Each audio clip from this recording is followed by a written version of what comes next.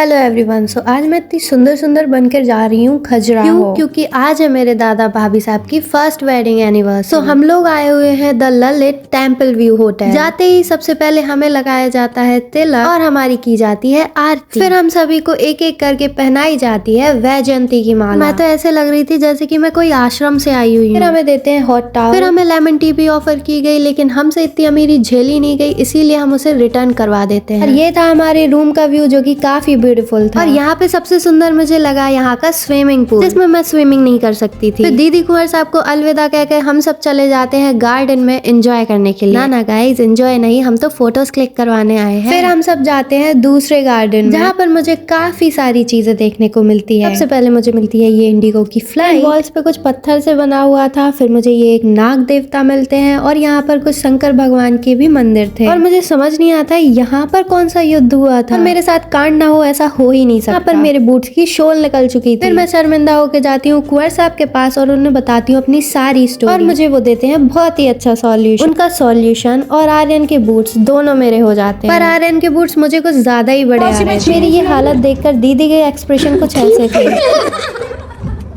फिर हम सबको लगती है भूख, क्योंकि ऑलरेडी लंच का टाइम हो चुका था। पर हमारे दादा भाभी साहब अभी तक नहीं आए थे। हम लोग जाते हैं पिंच ऑफ सॉल्ट रेस्टोरेंट, जो कि अंदर से देखने में कुछ ऐसा लगता है। फिर सब लोग लंच ऑर्डर करने लगते हैं। पर मुझे क्या, मैं तो यहाँ पर वीडियो बनाने आई हूँ ना।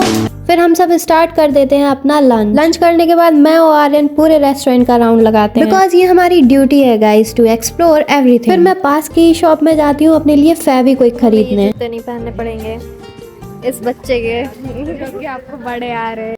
फिर मेरी दीदी अपने बड़े होने का फर्ज निभाती है और अपनी बड़ी बहन होने का कर्तव्य निभाते हुए, अपनी परंपरा का पालन करते हुए, अपनी कलाओं को बखूबी दिखाते हुए मेरे इन अनलकी बूट्स को 5 रुपए की फेविक्विक से जोड़ देती हैं। और हम लोग वापस से आ जाते हैं होटल, क्योंकि हमारे दादा भाभी साहब आ चुके थे। फिर दोनों लोग मिलकर करते हैं केक कट। तो गाइस कैसे शर्मा रहे हैं, बताओ इन्हें कि अब ये न्यू कपल नहीं, अब ये 1 साल पुराने हो चुके हैं। ये है मेरे सोनू दादा, जो जहाँ भी जाते हैं कुछ कांड करके आते हैं। क्या कर सकते हैं गाइस, मेरे ही तो भाई। और यहाँ पर ये अपनी स्पून 3 बार गिरा चुके हैं। तीसरी चम्मच सोनू दादा की, ये भी गिरेगी।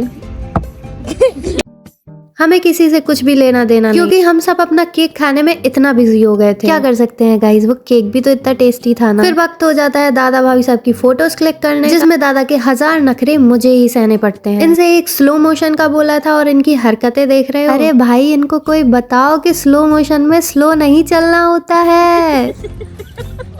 फिर शाम को मैं कह देती हूँ सबको अलविदा और निकल पड़ती हूँ छतरपुर के लिए।